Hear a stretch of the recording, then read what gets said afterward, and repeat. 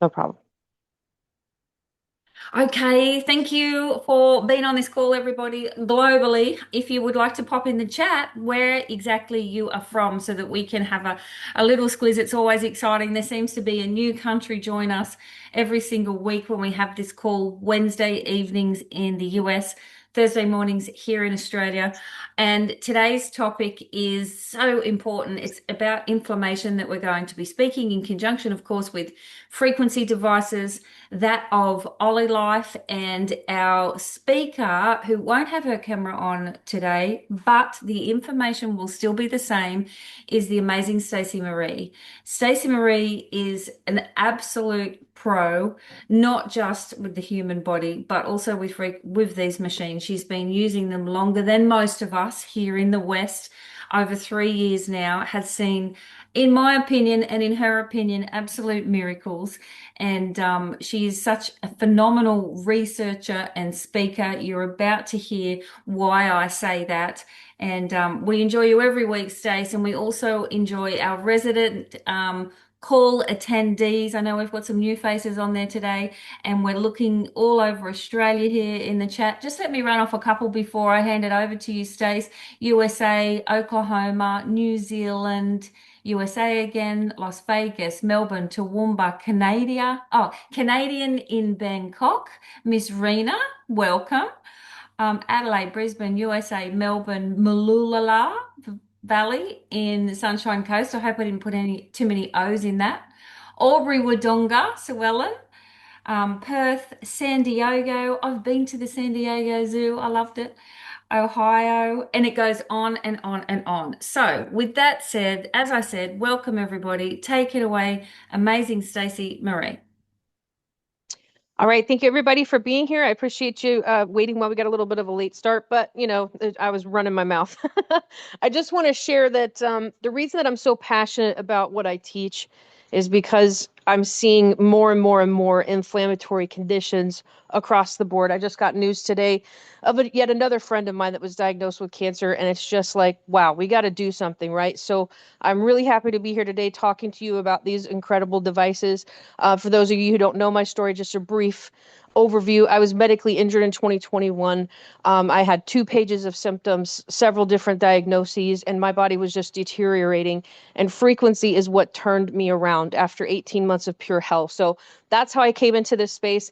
And ever since, I've just been an avid independent researcher. And I wanted to understand the why, the reason why my body, first of all, had the systemic failure, but then also why did it flip around so quickly when I started introducing frequency to my body. So we're going to be talking tonight about inflammation. And inflammation is a word that is thrown around very, very happenstance nowadays. So you'll hear people say that all diseases from inflammation, all diseases from parasites, all diseases from lack of vitamins. Everybody's got their umbrella that they try to put things under, and inflammation has become a very hot topic in the natural health space. And I do feel that there are tools that work very well for inflammation, way above the others, and frequency is one of the best that I've found on the market in my 4 years working with people. So the reason that I want to share inflammation, this is one that's very close to my heart, is because one of my personal testimonies that a lot of people, raise their eyebrows at, is that when I started frequency, I actually shed about 14 pounds of water weight within the first 24 hours of using frequency. And that sounds impossible, but at the time I was 375 pounds. I had been that weight for 18 months, and I gained about 100 pounds in 90 days when I received my medical injury. So we know that the weight that was coming off of me was absolutely related to inflammation, and that's what sparked the the fire that is me now, is just seeing my body respond in such a crazy, crazy way. So with that said, I'm going to get right down to it because very few people actually understand what inflammation actually is. They'll say I'm inflamed, and they associate that with swelling and joint pain and arthritis, bloating, waking up feeling puffy, waking up feeling like they got hit by a truck. Everybody, I'm inflamed, right? But inflammation itself is actually not the enemy. It's one of the body's most precious processes for healing. So if you cut your finger, if you twist your ankle, you get an infection, damaged tissue, stuff like that, your body is going to send that inflammation response because these immune cells are being recruited to go to that area. The chemical messengers are released, the blood flow will change, fluid's going to move to that area, damaged material begins getting cleaned up, and the repair process starts. That is the inflammation doing exactly what it's designed to do. And that's actually not the inflammation, that's a problem. The problem is when the inflammatory response doesn't resolve appropriately. So basically, it doesn't ever switch back off. And that's what we call chronic inflammation. So the inflammation I just described, that's acute inflammation. Tonight, we're going to be discussing chronic inflammation. So acute inflammation is supposed to have a beginning, a job to do, and then an end point. So something happens, the body recognizes that threat or injury, the immune system responds, and then the repair occurs, and then the inflammatory response is turned back down. Chronic inflammation is the complete opposite of that. So now we're dealing with inflammatory signaling that continues over a long period of time. Sometimes there's an ongoing stimulus. Sometimes it's metabolic dysfunction. Sometimes it's poor sleep. Sometimes it's obesity. Sometimes it's insulin resistance. Sometimes it's chronic psychological stress. Sometimes it's infection or environmental exposures, tissue damage, or multiple factors that are occurring together. And this is where I want people to understand something very important. Inflammation is not controlled by just one system in your body. The immune system, the nervous system, the endocrine system, metabolism, circulation, they're all constantly communicating with each other. And your body is not a collection of separate departments. Everything has to work together in harmony.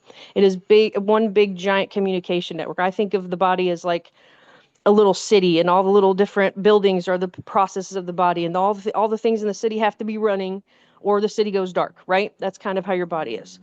So your nervous system is a huge part of the inflammatory conversation. So this was actually one of the most fascinating things for me to learn because, we used to talk about the nervous system and the immune system almost like they were separate worlds. That's how I understood it, but they're not.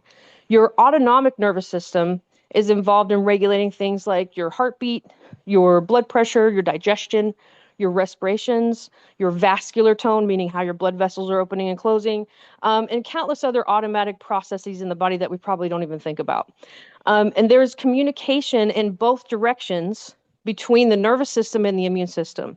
And researchers actually describe it as something called the inflammatory reflex, meaning neural pathways can detect inflammatory signals and participate in regulating that immune response. So when I'm talking about the nervous system regulation, I'm not simply talking about somebody feeling emotionally calm, because a lot of us are familiar with the nervous system because of trauma work, etc. But it's actually physiology.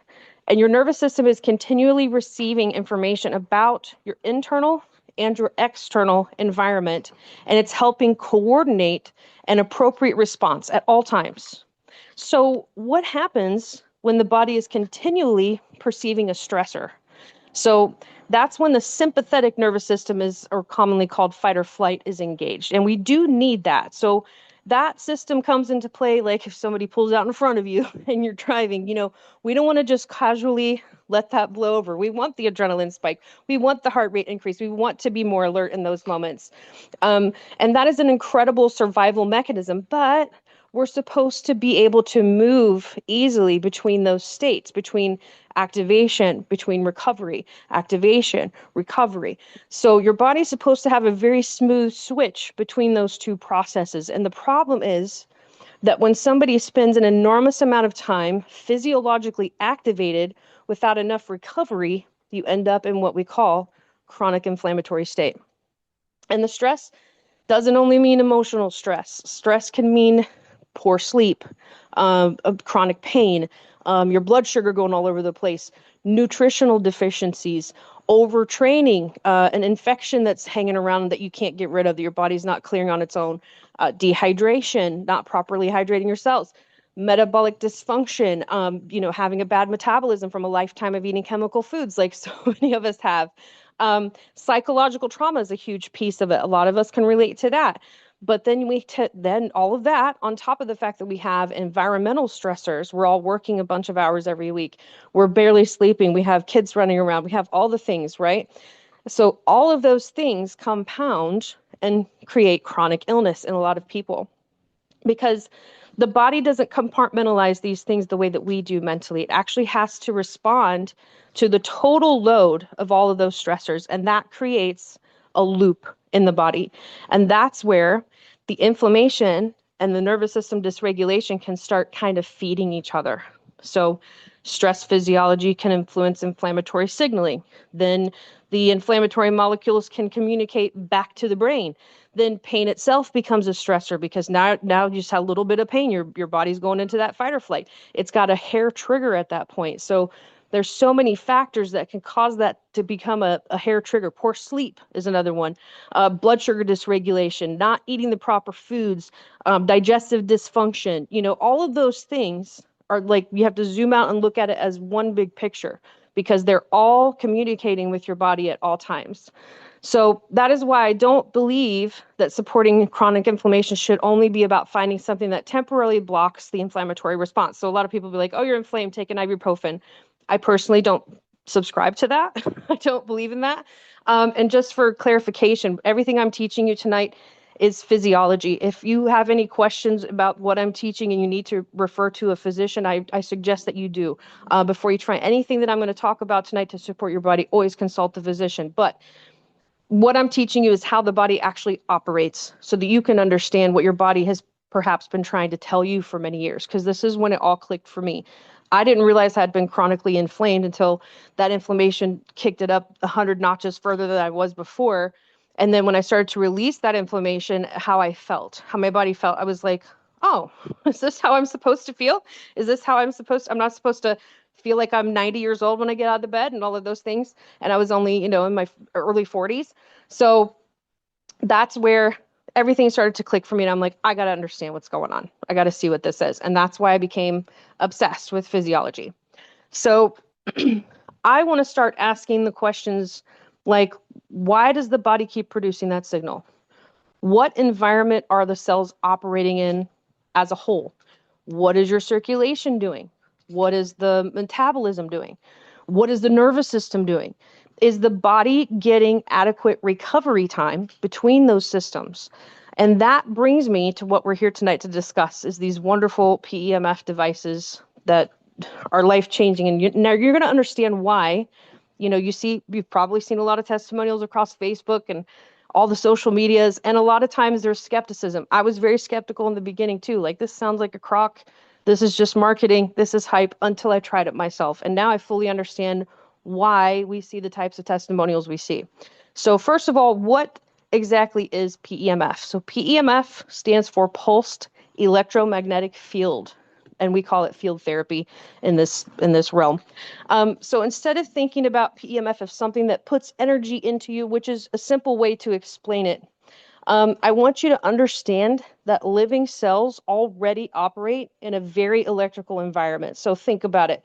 When you're moving around, walking, bending your arms, bending your knees, blinking, all of those things that your body does that you don't even think about or pay attention to are all run by electricity in the body. So cell membranes maintain voltage gradients. So ions such as sodium, potassium, calcium, and chloride move across those membranes.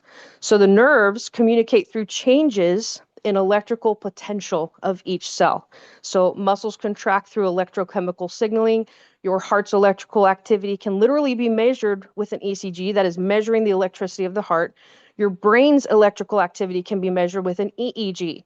Bioelectricity is not alternative medicine, okay? It is basic physiology at its core.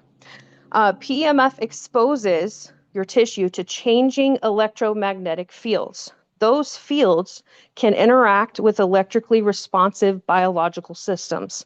And PEMF is not simply a theoretical concept. There's tons and tons of research out there that you can find. You can go to Google, and whatever condition you have, symptom you have, just put PEMF and search it, and you'll find studies on it. I challenge you to find something that hasn't been studied with PEMF.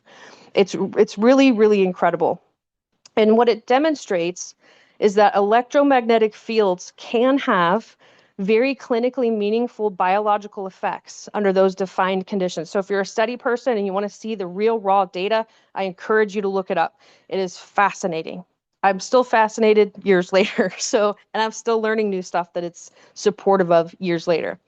So, where the inflammation gets interesting is that research into PEMF has investigated effects involving cellular signaling, circulation, tissue repair, and guess what? Inflammatory pathways.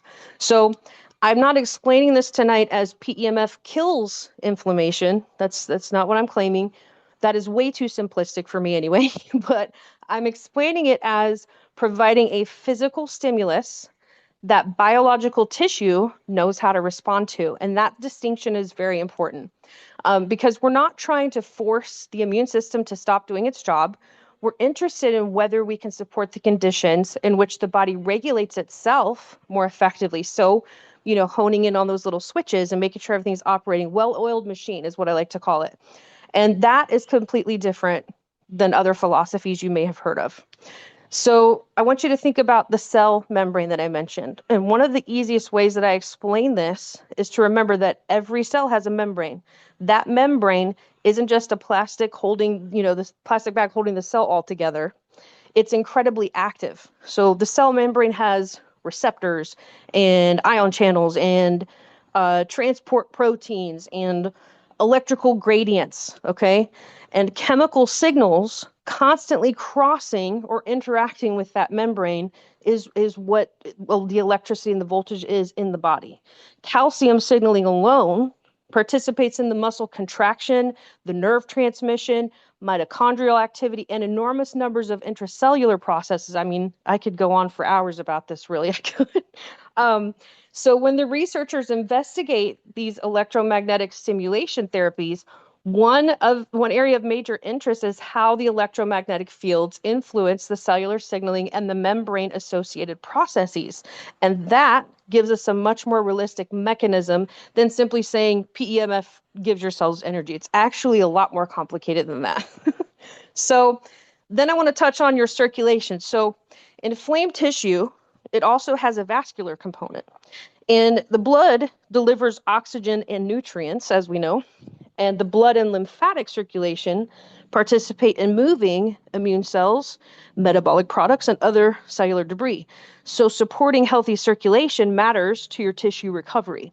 And this is another reason why people may describe feeling warmth or tingling or changes in sensation during their electromagnetic stimulation. But sensation is not required for something to be occurring, and I would want to encourage you, if you feel those stimulations, those sensations, to just listen to your body and take it easy. I personally, when I teach this technology, don't believe that you should push past what your body is telling you. If you feel extreme heat or zaps or burning, stinging sensations, just take it slower for your body. That's a whole other call, but just wanted to touch on that. So more sensation in this case does not automatically equal more benefit. And that's a common misconception. So people think that if you're sweating or you feel more heat, et cetera, that it's doing more. No, that's just not how it works. We're not chasing the intensity.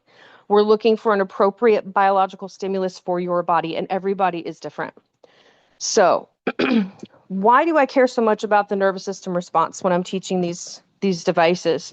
So if somebody has been chronically stressed, sick, or physiologically reactive for years, I don't necessarily want to hammer their system with the strongest stimulus possible. That's their body's already stressed. So why would I want to, pile on top of that? The body may already be struggling to adapt, and that's usually what it means if you're super symptomatic. Your body is trying like heck to adapt and figure out how to get back in balance. That's why you're symptomatic in my experience. So this is why I teach people to start appropriately and pay attention to their response, because more is not always better. The goal is not how much can I tolerate. The better question is, how is my body responding? And what can we look for and how our body is responding to this type of tech? One of the biggest things that you'll see get disrupted is your sleep. If you're using it incorrectly, you're going to be wide awake in the middle of the night. If you're overstimulating that nervous system, that's one of the biggest signals, is that your sleep starts to get kind of weird. You might have too much energy, that wired kind of feeling, like maybe you drink 10 cups of coffee, that can be a little bit, too much. But conversely, you also will see improvements in your sleep, improvements of your energy. If you have any type of increase in pain, you want to pay attention to that. If you have a decrease in pain, you're probably in a good place. Same thing with swelling. If you swell up, you're going too fast for your body, right? If you're reducing your swelling, then you're in a happy place. So just listen to those body signals because your body's going to give you many of them when you start to use electrotherapy. And those patterns tell us much more about whether somebody can crank a device up to a level 10 than whether, if that's just a general instruction. I don't recommend that. I think you should listen to your body and the signals that it gives you.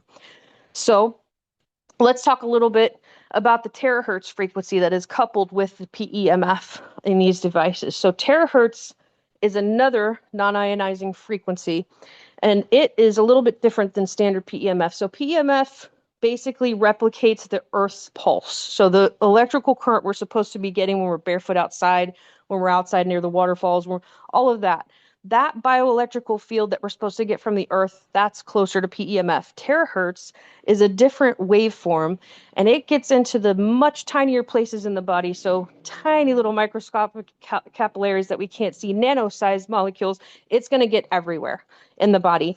And the reason that these pair together so well is because you're getting the voltage up with the PEMF signal from the Earth, replicating the Earth signal, and then you're pairing that with terahertz. So that frequency from the Earth is going to go into places that your body has never seen it before. And why is that important in today's day and age? Because we're all walking around with highly inflamed, irritated tissues. And where do those microcapillaries exist? In all of those tissues. So standard PEMF is not going to penetrate as deeply as PEMF paired with terahertz. That is the difference. And that is why we see such crazy good results with these machines, because they're not like any other PEMF device on the market. They have this extra secret sauce, which is the terahertz. So it's an amazing combination. So recent studies actually are showing, terahertz is one of the things that you can't find much on because it's so new, but now studies are starting to come out with neuromodulation and more, biological effects and support and inflammation reduction. So those things are starting to appear. You'll find a ton on PEMF. Terahertz is a little bit more fringe and underground, but I'm telling you, these two together is why the magic exists with these devices. So let's go. Sorry, I lost my spot. So that's why you'll hear me talk about all the time that pacing is super important with these devices, because most of us are sitting at a low level inflammation at the very least because of the environment that we're all in, the food, the medications, the lack of sleep, the overstimulation online, the devices, all the things that those all stack in the body. The nervous system gets overrun and we're all dysregulated, and boom, we can't turn off that inflammation switch anymore on our own. And that's why I pay attention to the patterns in someone's body instead of just one symptom. So somebody might tell me, my knee doesn't hurt as much. Okay, great. But I want more information. How did you sleep? How's your energy? Are you waking up less stiff? How is your digestion? Are you handling stress better? Is your swelling changing? How quickly are you recovering after a physical activity? Because when multiple systems begin to change together, that tells me something very different than simply masking one symptom. And sometimes you'll crank it to a higher level, that pain relief will happen, and then you keep doing that higher level, and then all of a sudden everything else is going haywire. So I can't stress enough, pay attention to the whole picture, not just one area of the body. And inflammation is not something that you want to completely eliminate. We need inflammation. So without that inflammatory response, wounds wouldn't heal appropriately and pathogens would have a much easier time taking over our body. The goal here is regulation, that your body responds when necessary, that it repairs when it needs repairing, that it resolves that response when it's done. That is healthy physiology. And I think this is one of the reasons that the nervous system piece matters so much, because the immune system needs information about when danger exists. That's absolutely a thing. We need to know if a tiger's chasing us. We want our body to know for sure that we need to run, right? And a nervous system also helps interpret and coordinate information across all different types of things. The endocrine system changes the hormonal environment. The circulatory system delivers resources. The mitochondria have to produce energy. The lymphatic system helps move fluid and material. Everything is talking to everything else at all times.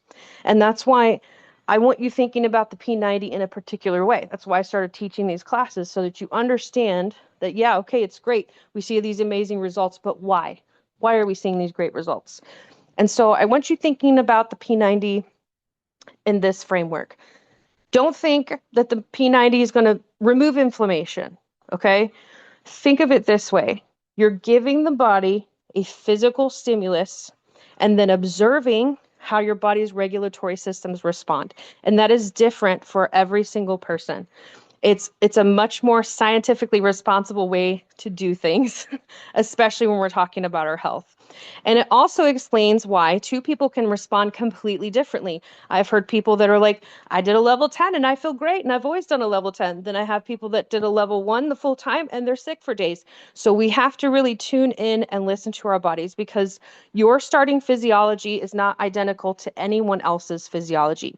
Your sleep, your metabolic health, your hydration, your mineral status, all those things vary from person to person to person. And all of those things are inputs that your nervous system has to process. And the P90 is yet another input that you're giving your body that it has to adapt to, understand, and work into the bodily systems. So your response to the stimulus is not going to be the same as John's response over here. Listen to your own individual body. I also don't believe in pushing the body. So I've heard people say this too. Well, it's just a detox symptom. If you have had that sentence come out of your mouth, I challenge you to pause and back off your time or your level a little bit, because if your body's showing detox symptoms, quote unquote, that's usually a signal that your body is being pushed too hard, too fast. And I don't believe in, a lot of traditional natural people will say, just push through it. It's just detox. Physiologically, that can be causing other problems in other areas of the body, because think of it as that whole city, right? You don't want to be, knocking out the power unintentionally because you just push through it. Just push through it. You don't want to do that. So the goal is not maximum stimulation with these devices. The goal is an appropriate signal and then allowing your body time to adapt to that signal. So stimulus, response, recovery, adaptation. That basic concept exists throughout physiology. I mean, a good example of it is exercise. So muscles don't grow while you're lifting the weight. The workout creates that stimulus. The adaptation happens afterward. So that's exactly how our body is designed. Give it the information, let it compute it, figure out what to do with it, and then it does its thing. So I look at these technologies in a similar way, to give the body information and then give the body an opportunity to respond to that information. So kind of bringing everything I'm talking about all together, I want you to remember, if you remember nothing else from tonight, I want you to remember that inflammation is actually not the villain. Inflammation is a communication. It is the body saying that something requires attention.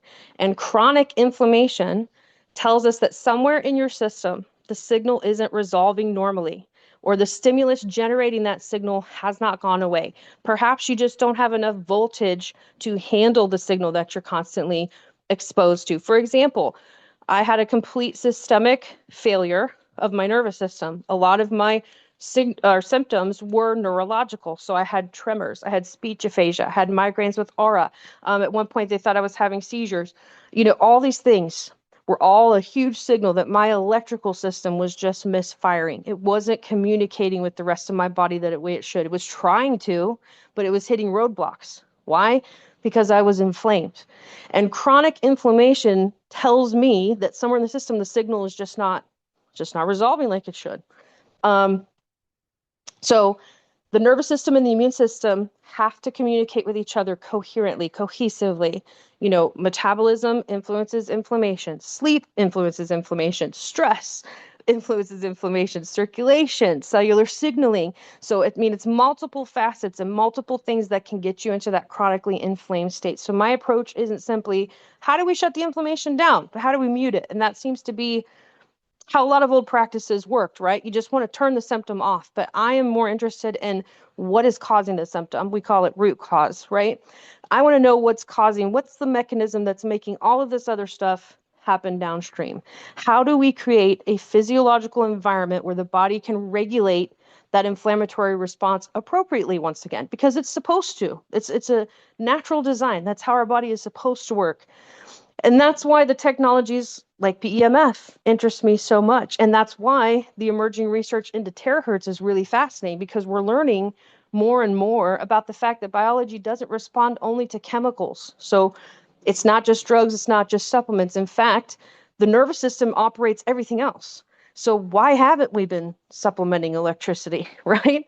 Because that's one of these staple things that your body needs to run.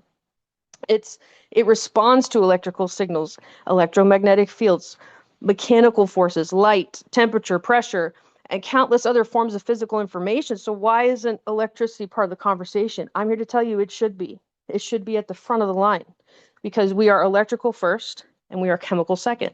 So if you do all this work with supplementation and you haven't done anything to address your electrical system, you're basically throwing the baby out with the bathwater. I tell people it's like trying to mop the floor while the toilet's still overflowing. You have to get those foundational pieces in place first so that the body's other systems can come into a cohesive, nice, harmonious orchestra, which is what they should be at all times. And we cannot do that without electrical supplementation. So it's not something that I teach as a cure to anything.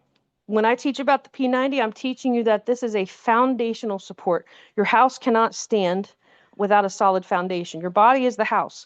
If you don't have those foundational supports in place, it's going to struggle. That's just the bottom line. That's why you also will hear me talk a lot about minerals, because the minerals go hand in hand with the electrical system. And I want people to understand how simple it really is, because there's a tendency these days, and this is what I ran into on both sides, allopathic and natural, is that people want to overcomplicate things, right? People are always shocked when I work with clients that I always start them with electrical supplementation with the P90s or whatever device they can use, and then minerals. Those are the top two things I use with a large percentage of my clients. And guess what? I have a high success rate of people that turn their health around with just adding those two things. And in fact, one of the other things I do with a lot of my clients is I will look at their supplement list. Sometimes it's 5, sometimes it's 20, sometimes it's 40. But I'm always going to tell them to simplify. Why do I tell them to simplify their supplements? Because, again, every input you're giving your body is something that it has to process, compute, and understand and install basically into its memory, into how the body works, all of that.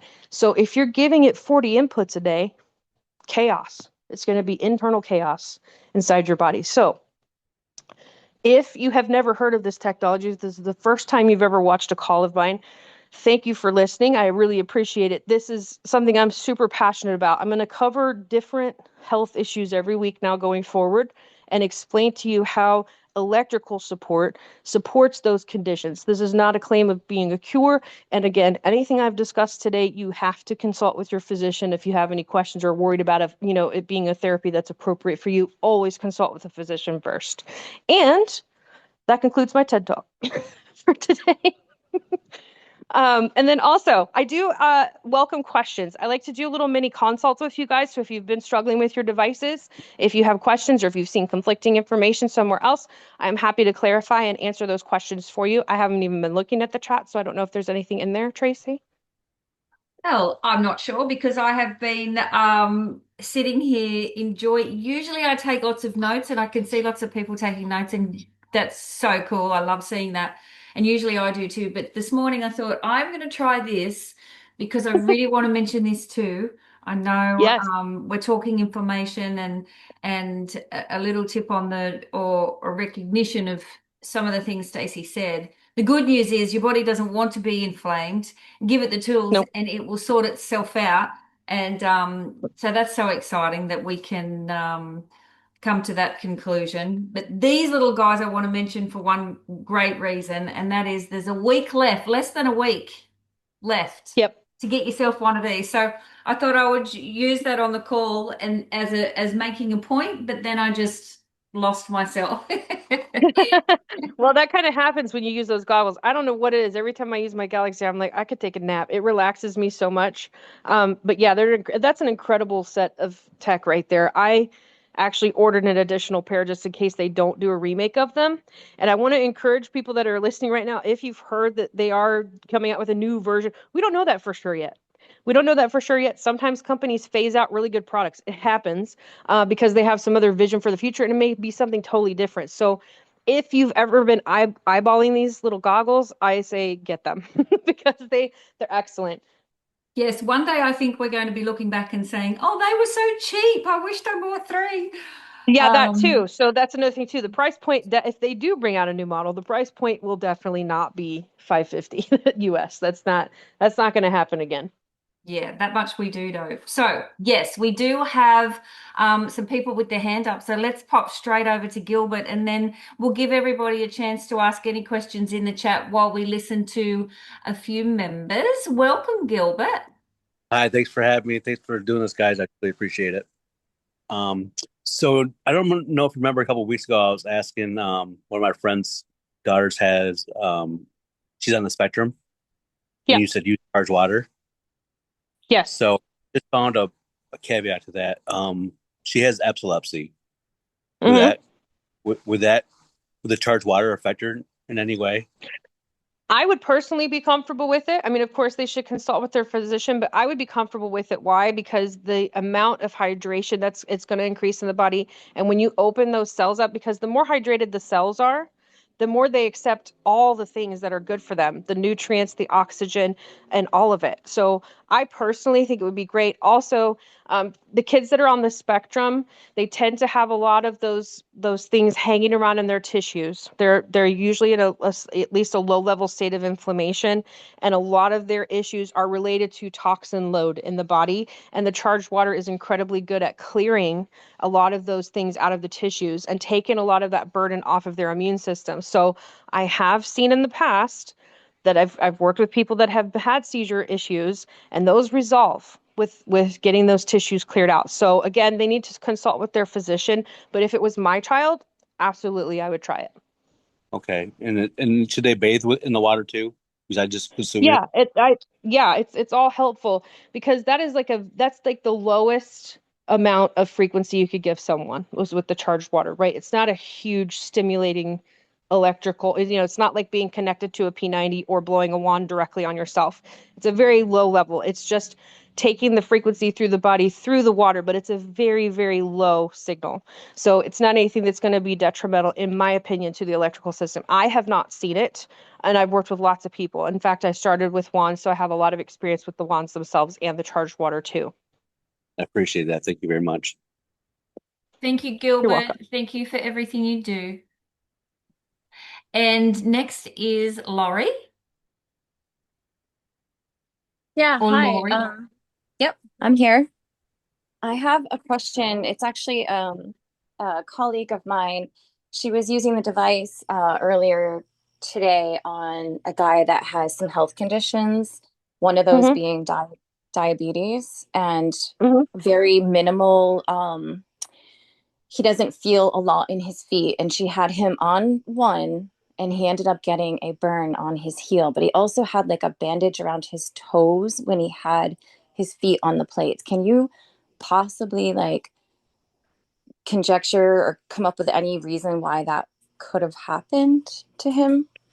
Yeah, a few things right there. So first of all, it's got to be two bare feet on the plates. That is, you have to make a solid contact, 2 point contact to avoid breaking the current. When you break the current, the current can actually arc out of the plates. That's what causes Oh, the okay. burn on the bottom of the foot, right? So the bandage would be suspect to me. Also, bandages tend to harbor some moisture. There's a reason that they tell you in the manual to make sure your feet are dry because the same thing can happen because water is a conductor, moisture is a conductor, and the frequency, the energy itself can get confused whether it's supposed to be going through the wet part or the, you know what I mean? So it causes a break in that current, and then it can cause that arc, and that's what will cause the burn.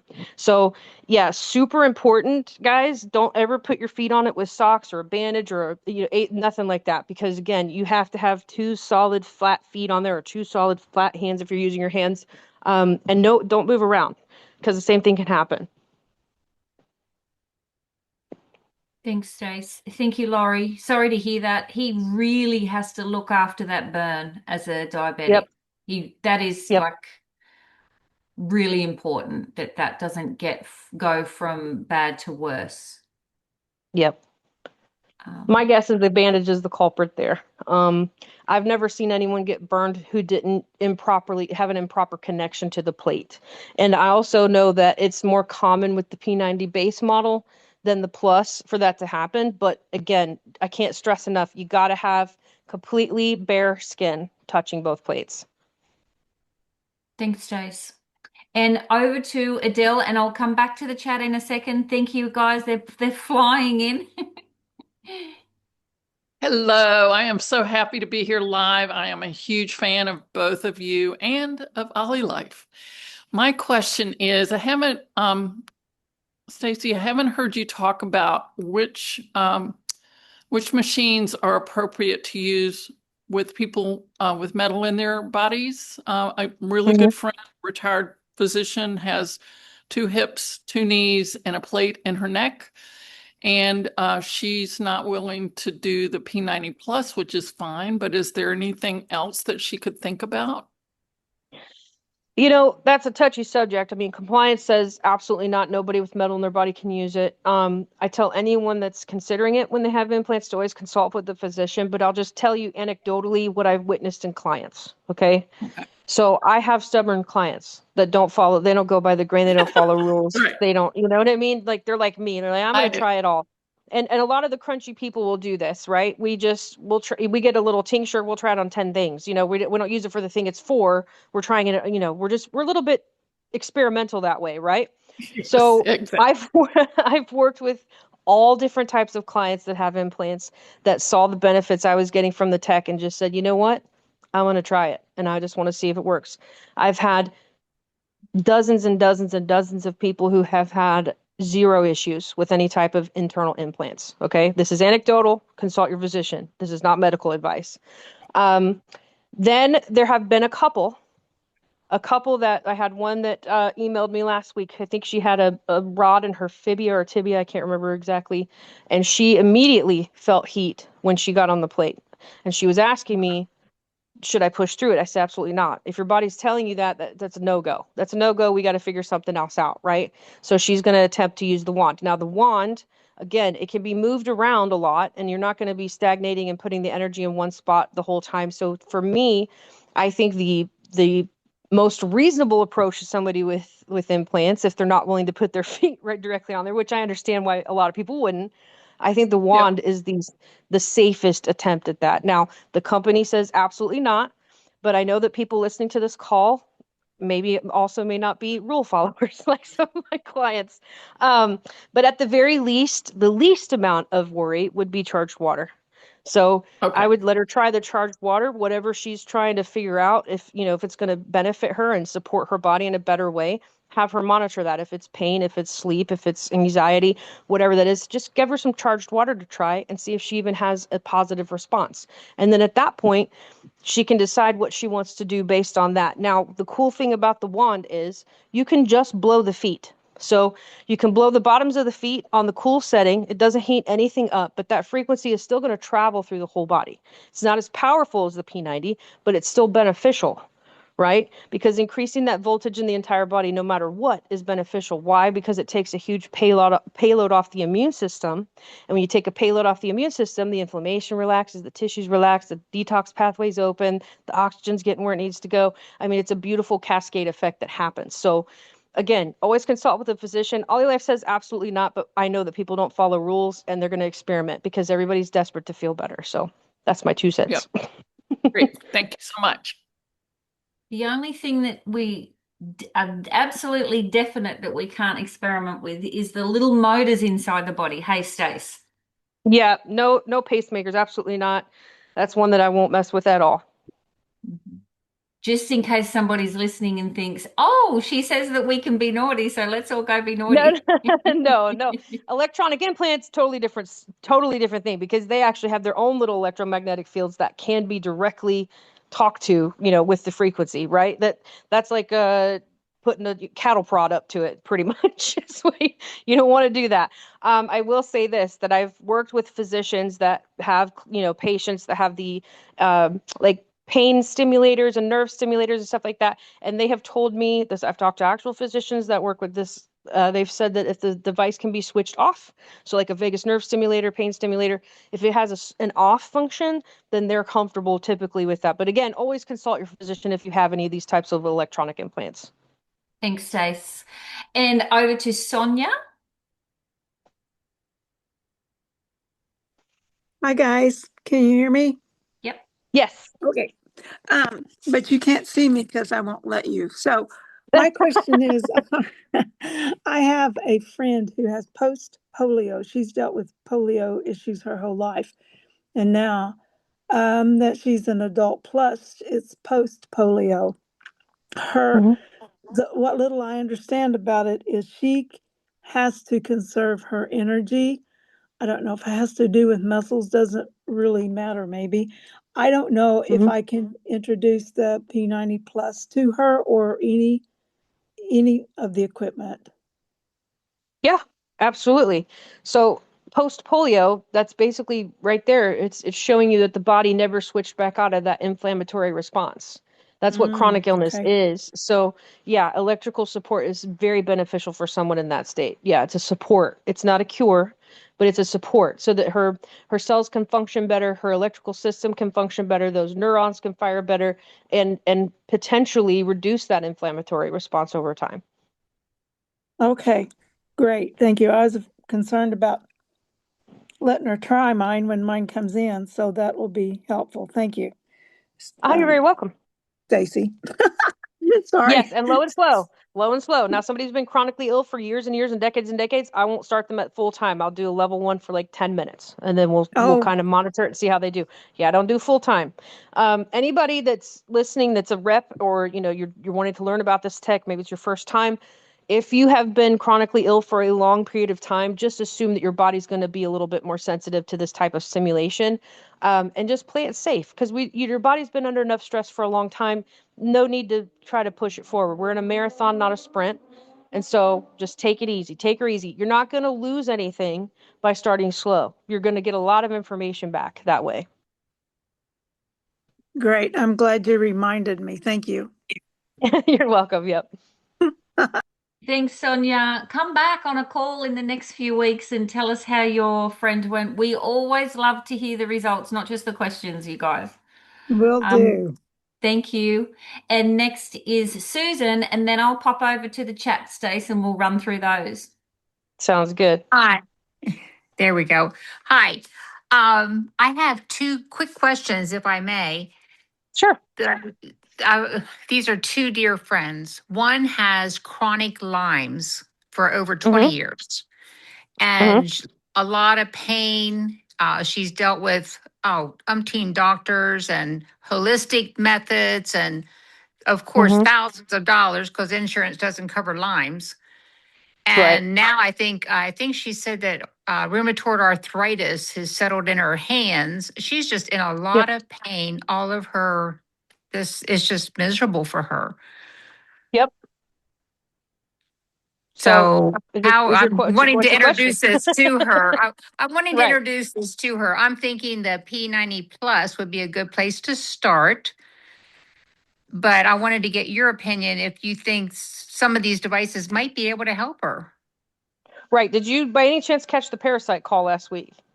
Yes, twice I Okay. could listen to it. So do you remember me talking about biofilms on that call? Yes, I do. Okay, so one of the key problems with Lyme disease in particular, and I have a lot of Lyme clients that have reversed, just so you know, anecdotally, um, Okay. what happens is with Lyme's, the bacteria comes with a lot of co-infections. Okay, so a lot of the treatment around Lyme will be, hey, let's give an antibiotic. The antibiotic usually makes the person with Lyme's very sick, but after that very sick period, while they're killing off a lot of the bacterias, they'll have a 6 weeks of feeling completely normal. Okay. And the reason that happens is because the antibiotics are going in and killing a bunch of the bacteria that stagnates and gets stuck in the biofilms in the body.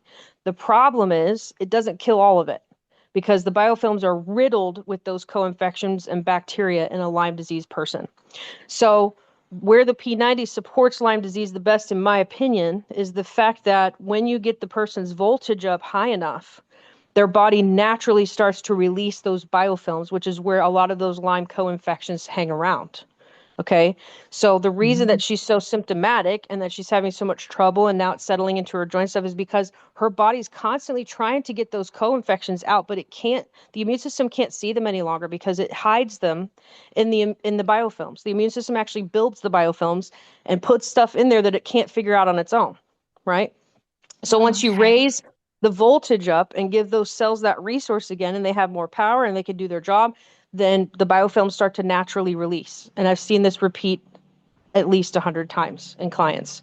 So that's where I love it for Lyme, right? Another thing with Mhm. Lyme that I'll just say is don't over supplement. Don't try to clear it out. Don't try to detox. And your body is under an extreme amount of stress with Lyme disease because of those bacteria hanging around those biofilms. And that is really where your focus should be. Getting the minerals up, keeping the hydration up, eating whole foods, getting your voltage up with the machines if possible. Those core foundations are what is going to support the immune system being able to handle all those co-infections. A lot of people will tend to try to throw a bunch of stuff when the body's super symptomatic. And in my experience, in my work with clients, it's actually better to simplify so the body can learn how to regulate itself once again. Okay. Wow, that's a lot of information. Thank you. You're very welcome. I'm glad this is recorded so that way I can just, that's much easier. And then my Yes. other one is another dear friend. She has, and I've never seen it before. She has one eyelid that has a very strong twitching, like Mm-hmm. constantly like squinting and like there is no control over it, but it's only Mm-hmm. one. Mm-hmm. And I think she said it started like I know it's been over 15 years ago. No doctors, nobody knows the reason why.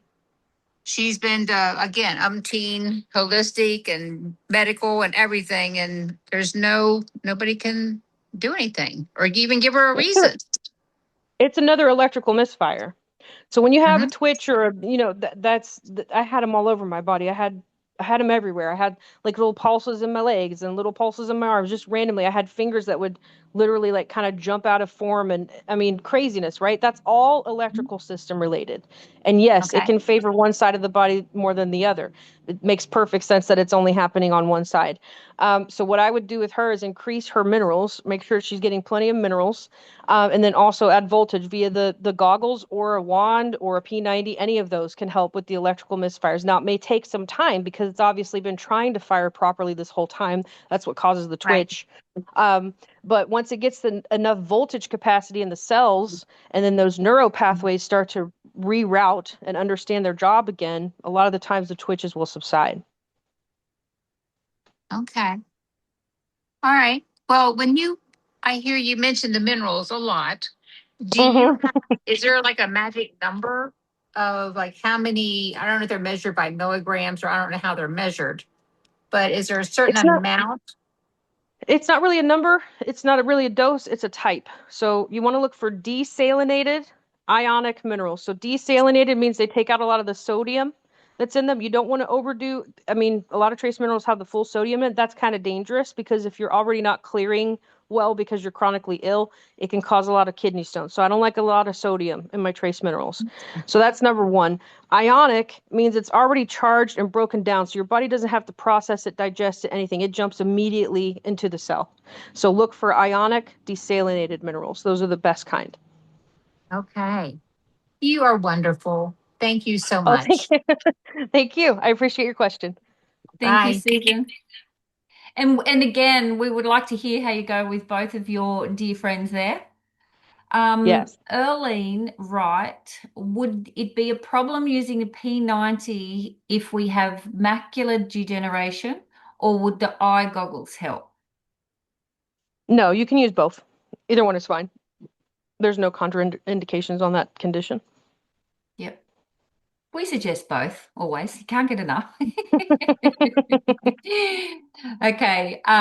Sherry has POTS and wondering in relation to the P90 plus, she's previously had breast cancer as well and helping inflammation and cell recovery post treatment. I do have a video on POTS in my voltage library that I started and then abandoned. But that's one of the episodes I did because a lot of people were popping up with POTS. But POTS is absolutely an electrical misfire, electrical uh, incapacity, I guess is what you would call it in the body. So it's something that I had as well. So that's something that resolved with frequency for me. I have also seen a lot of people um, have great success reversing their POTS, dysautonomia, all those things that seem to be irreversible. I've seen them reverse with electrical support because at the end of the day, they're electrical malfunctions in the body. So I think it's an excellent support. The Voltage Library, I don't even know if you can look it up that way. It's at the Voltage Library on YouTube, and there is a very excellent video on there about POTS. I go into exactly why POTS happens, and I also explain exactly why the machines help support that dysfunction. Stace, we might post your voltage library in the main groups today. Yeah, I can do that. As a refresher, I think it's been a while since we posted that whole thing. There's only 7 episodes, but honestly, I cover a lot of ground in those 7 episodes. I think I've got like an intro, and then I talk about pacing, of course, and then I have POTS and long COVID and a couple, I did some pretty good stuff there. So yeah, definitely check it out. It's only 7 episodes, but I put my heart in it. So it's good information. Thanks, Stace. Okay, Shelley would like to know, it's a burning question of hers about nanotech and using the P90. Can we remove it? Can we remove it? And she also knows that the theory, perhaps the body can clear the terrain of it itself. But what's your take, Stace? So I believe in the power of the terahertz when it comes to nanotech. So nanotech meaning nano-sized toxins, right? So nano just means the size. And yes, they have specifically developed nanoparticulate sized toxins to poison us in such a way that we can't really get it out on our own. So electrical support is very, very beneficial to that in the form of the terahertz and the PEMF because the terahertz again gets into those tiny little nano places in the body anyway and helps your body recognize that the toxins are there and then clear them on its own. Yes. So I don't believe in doing any type of heavy nano detox, anything like that. If you have a P90, you don't need to. It's going to help you clear on your own. Thanks, Stace.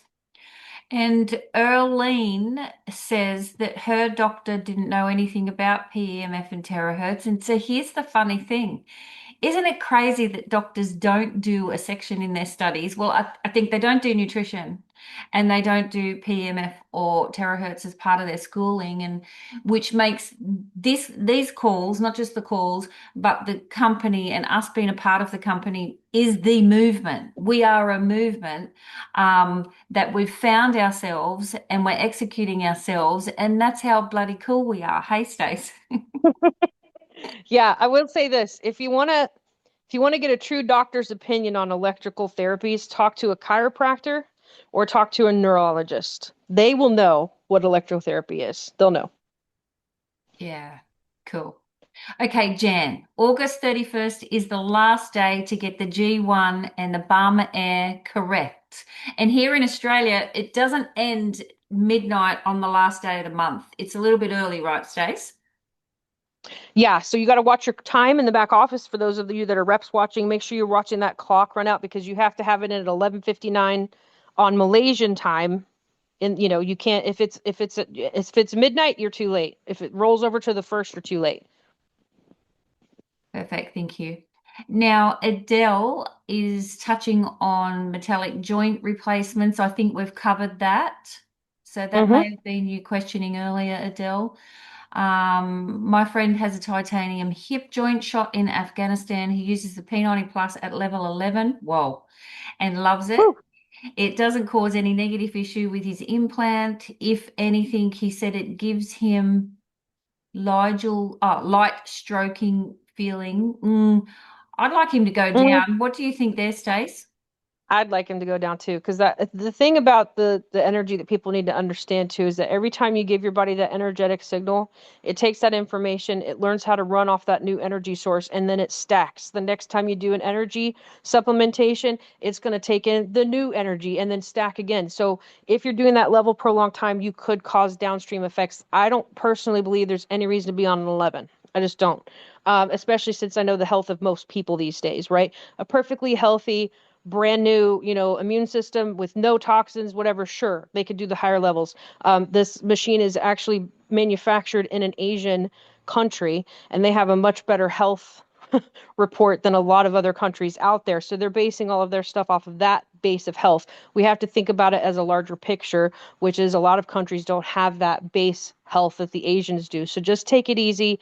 And then I personally teach that if you're feeling any type of sensations while planted on your machine, you probably need to back down your level. Mm. And we'll touch on too, it's the boys. The boys and their Yes. personalities and their positions in the world is more faster, stronger, get shit done. And we do find this in our male participants, don't we, Stace? Yes, we do. And we Those are the love ones them for that, that. But oh, I love it. I love they it. need They're a little gung ho, smack. baby. Yeah, they do. They're the ones that I usually get the calls from. I did a level 20 and I'm all seized up. Well, I told you. I just wanted to see what it would do. I told you no. Yes, I've had the same call, the same call. Yes.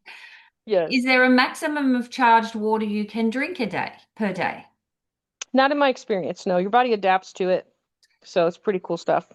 There's no reason to drink non-charged water anyway.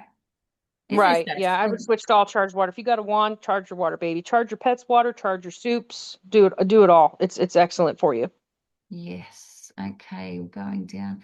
My friend I haven't heard from in a while has fibromyalgia. I usually can say that. And shingles. Can you please comment? She can send the recording then. So fibromyalgia is an autoimmune. And when you have an autoimmune issue, that means your immune system is basically stuck in the on position. So everything that we covered tonight on this call will apply to that condition for sure as a great support for that. Fibro was one of the many diagnoses that I had during my medical injury. It's absolutely awful. I had tried other things like gabapentin and immunosuppressants and all kinds of stuff. Didn't touch my symptoms at all until I tried frequency. So thumbs up for the fibromyalgia, absolutely. Shingles kind of falls under the same umbrella. So chronic inflammation leads to chronic infection and your body's inability to fight off certain things. So once you get that overall inflammation down in the body, the immune system can do its job better. So yes, I think it's supportive of both. Thanks, Stace. Love that answer. Now we're going to pop over to, the screen won't show me her name. I just pinned her. I'll take that one. Now I can. Beth, over to you, Beth. Hi. I was the one that made the comment about my friend with the titanium hip from being shot in Yes. Afghanistan. And he is like 6'5", a big guy. So, of course, like you said, men think more is better, right?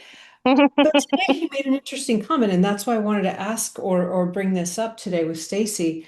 He said that his knees, because he actually got this for his knees, that his knees have really been bothering him because one knee was shot also, and the knee is replaced it with plastic, not metal. But he said he's not feeling the effect of the P90 or the Revitalux claw as much as he used to. I now have the Vitality wand, so I'm going to get that over to him to try because, of course, it's so focused. But what Stacey said is interesting. Am I interpreting this correctly to mean that when he's using this higher level, his body is sort of adjusting to it, kind of absorbing this and adjusting, and therefore it's not as effective? Did I understand that right? You can reach a ceiling on different levels, yeah, after a certain amount of time, but it sounds like he's got a couple conflicting things going on. He's seeing improvement in one area, but not the other. And that's what I mean about a cascade effect. So just because he's seeing relief in one area of the body doesn't mean it's supporting the whole body, right? Even though he's getting relief in that area. So it's very, very possible that the higher level is keeping his tissues irritated, keeping him too stimulated. And that's why he's not feeling a release of the result, the pain and all of that in the other areas. It works great for his hip, but his knees are like, I don't know about this. So if it were me, if he was my client, I would say, hey, let's do a little experiment. Let's do a 24-hour break off the machine, full stop. Okay. Tell me where you're at in 24 hours. Where's your pain? Where do you feel it? How's your hip? How's your knees, etc. Do a little assessment. See what he feeds back to you. And then after that 24-hour break, I would actually start him on a lower level just to see. And I would also track it that way too. Hey, after 24 hours of doing this lower level, what do you notice? Jot it down, notate it. And you kind of have to play with it with your clients and see. And you're going to get people like this where they're going to have pieces and parts of their body that are improving and they're not. And typically, in my experience, it's because they're overstimulating the body. And so the body is still becoming confused on a certain level and it's not clearing and reducing the inflammation in the best way that it possibly could be in a more cohesive lower signal. That's fascinating. And I suspect that's exactly what's going on because he didn't get the machine because of his hip. He got it for his knees. After using it a couple of times, the relief he felt in his knees was absolutely overwhelming. And again, today when I talked to him and he talked about, oh, how bad his knees were. And I'm like, have you used the Revitalux? Are you doing that in addition? I've used it 3 times today. I'm like, no. Yes. So what you Yes. said resonates. It's overstimulation. So he needs Yes. to back down the level. And again, twice a day, more than 4 Yes. hours apart, Yes. and let his Yeah, body as close adjust as to you it. can get it to 10 to 12 hours apart, the better the signal is going to be because the charge is going to last and be processed in the body for about 10 to 12 hours. So the closer you can Okay. get it spaced that way, the better. You want to wait at least 4 hours, but it's best to wait at least 10 to 12. I personally don't let anybody use their machines within 4 hours. You know what I mean? Like, even if they're like, I can only do one session, I'm going to do another one 4 hours, like, just skip it. Just skip it. I don't want anybody to be Yeah. overstimulated because, again, that causes a downstream effect where the rest of the body can start to go haywire and start more inflammatory responses. So it sounds to me like he's basing his level off of that relief he felt in his hip, but that's not his core issue. So we need to listen to Mm-hmm. his core issue first. Okay. Thank you. Thank you so much. I will definitely share that information with him. And it may be that 24-hour break for him is not enough because he's been doing such a high level for so long.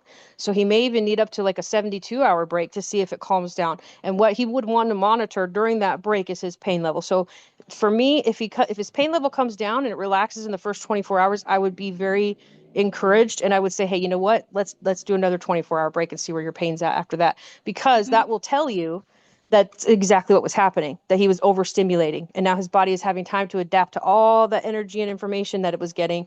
And it's now Mm-hmm. able to process that information and calm itself and come back into homeostasis, which is what we want. So yeah, that's how I would handle him, because that's what Thank you. happens. You get gung-ho about one result, but you got to zoom out, look at the whole picture. Yeah, and we all know that, and it's not just men, any of the men on this call, no offense to you, it's not just men, but a lot of us, we do tend to think that more is better. And Yep. that is a point that I continue to make to people. More is not better. Start low, stay low, low and slow. So thank Yep. you, Stacey. I appreciate it. You're very welcome, Beth.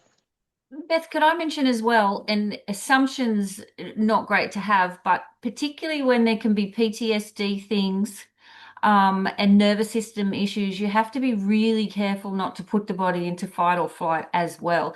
And that might be something that you could touch on with him, because I find with my men, more simple is better. I'm a nutritionist for truck drivers, by the way, everyone.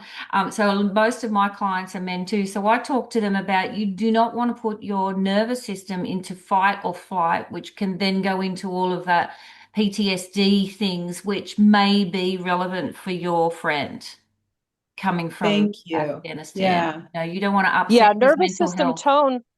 Yeah, nervous system tone overall is what this machine is directly talking to. So if you followed my page at all, if anybody's here that follows me, you'll see me talk about something called the nervous system map. That is a technique that I developed because I found out and figured out that this machine was talking directly to the electrical system or the nervous system in the body. So we do have to think about overall nervous system tone first when we're talking about anyone trying these devices. So it's not necessarily the symptoms. It's not necessarily, you got to zoom out, look at the whole thing. Are they in a stressful environment? Are they being abused? All of those things factor into nervous system tone. So that's why there is no one size fits all. You do level 1 for 3 days. You do level 2. That doesn't exist when you're working directly with the nervous system. It is a case by case, body by body thing. You can't predetermine a protocol for anyone. Wonderful. Thank you, ladies. Hopefully we You're didn't very welcome. confuse you even more, Beth. No, Because that's a lot. You got a it's lot. not me, it's him. I know. Good luck. Please come back. Please come back Yeah, yeah. and tell us how you went with him and bring him if he Yes. will come. Um, okay, thank you. Now Shelley has a good one, and we're at time, so we're going to go over time here, which I know none of you will mind.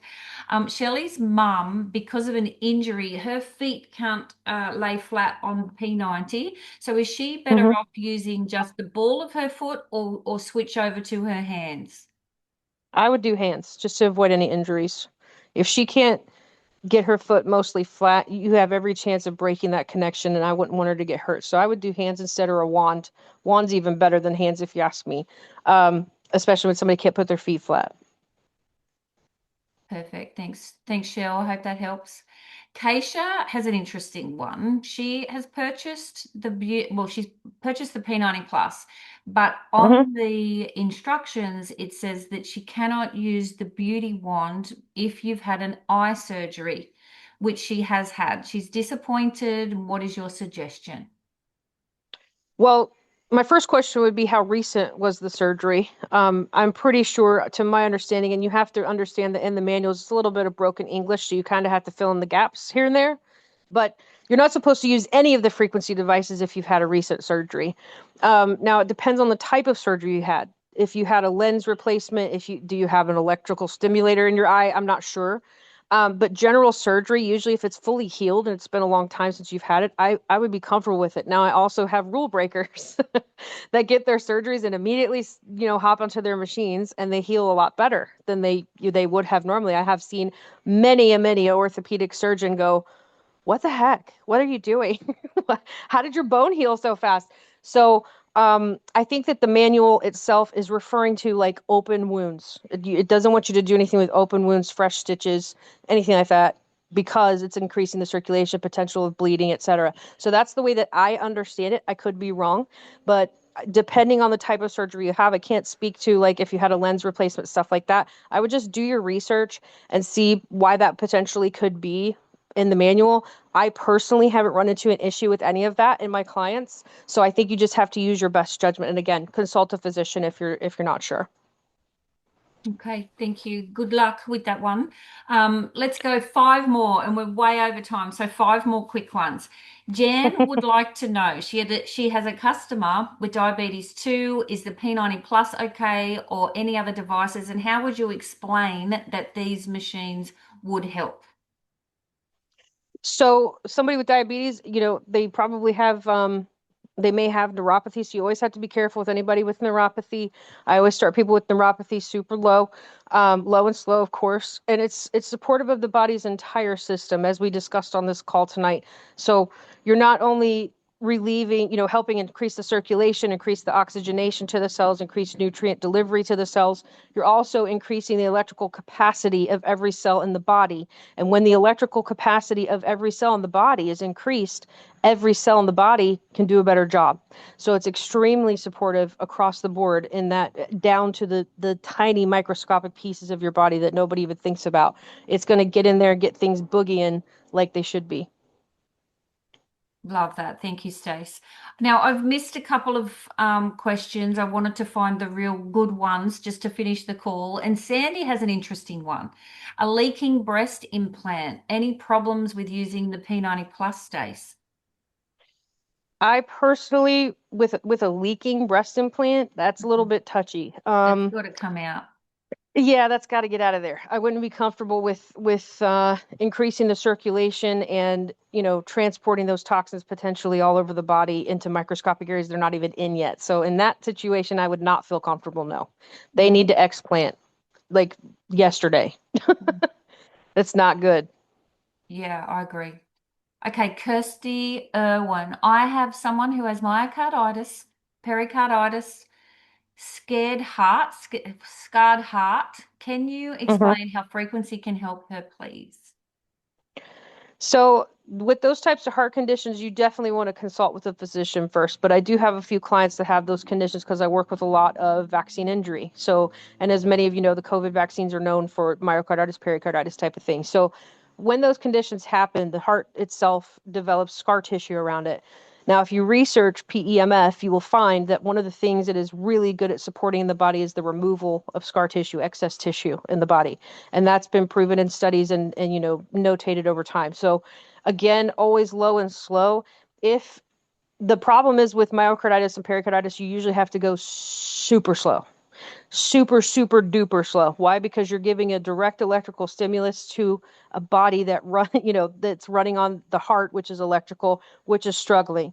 So you got to be super, super conservative. We're talking like 2 minutes twice a day, see how they do, see how their heart rate does, blah, blah, blah. So again, they need to consult with their physician first. I have worked with people with those conditions and seen improvement, yes. So I think that is due to the fact that it is supportive of getting that scar tissue removed, and some of the heart function can, it starts to expand and contract better when that scar tissue is not so prevalent around the heart. That's just my experience with my clients, not medical advice, but consult a physician if you're not sure. Thanks, Stace. Gilbert would like to know, does this help support MS?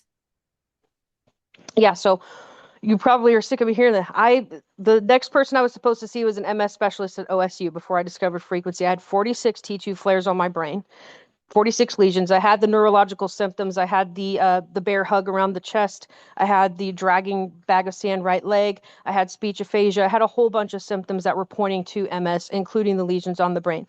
I have none of those symptoms now, and I guarantee if I was brave enough to do a repeat MRI to show you that I wouldn't have any of those lesions, because I got to a point where I could feel them in my brain. I became very, very sensitive, hyper aware of my body, and one of the things I could feel was my little lesions in my brain having more of like an electrical sizzle. I think my body was trying to repair them, and I was actually feeling that because I got very hypersensitive, which also happens with severe nervous system dysregulation. A lot of people will say, I can feel the Bluetooth, I can feel the 5G, I can feel. You can. When your nervous system is severely dysregulated, you pick up on all that stuff a lot more. So my little brain lesions would sizzle. I haven't had any sizzling brain lesions, and it'll be in almost November, it'll be 4 years for me.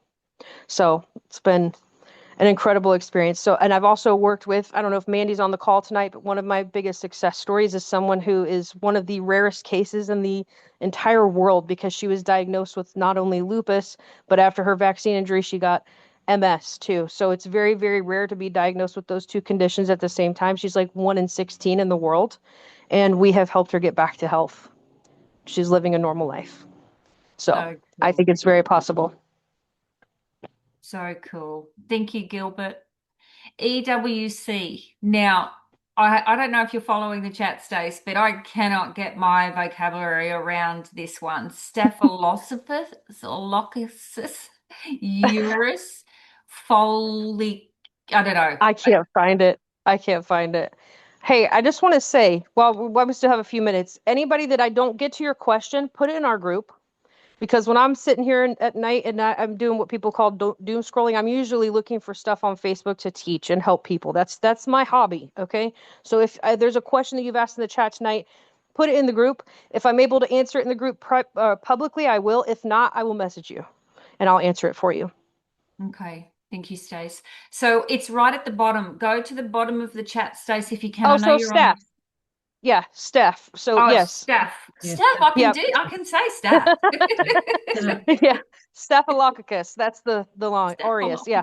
So folliculitis. Yeah. So if you look at the word folliculitis, I took medical terminology in college, so I understand what I'm reading a lot. That's how I've learned what I've. Somebody asked earlier, do I have a degree? No, I don't. I'm an independent researcher, but I did do some medical classes in college, and then I quit because the debt was freaking me out. So when it comes to medical terminology, I'll break it down for you. Anything that you see with the word itis at the end, that means inflammation. So absolutely everything that we talked about in this call tonight would be supportive of that condition. Yay! And guess what? That brings us to the end. I know we're way over time. It's naughty. We can't get enough of this, and we're so grateful for you guys to be interactive. This is how we can do what we do, because you guys show up and trust Stacey with the answering in the way that she does. And I know we've had some massive success with putting Stacey's wisdom into play in the field all around the world, and we're only getting started. I get goosebumps. I still get goosebumps a year into this company myself, and it still just sets me on fire, just like I know you guys that are experiencing one great story after another. So Stace, We loved it. I'm going to watch the replay again as well. And yes, for those who will be waiting for the replay, it will be out today and Australian time. So give me a couple of hours for the Zoom to do its thing. And we will see you next Thursday. As Stacey said, please ask the questions in the group. You'll see our group on Facebook, or ask in your own groups and somebody will find Stacey to answer it on your behalf as well. So thank you, everybody. Thanks, Stace. Thank you, Tracey. Bye, guys. Bye.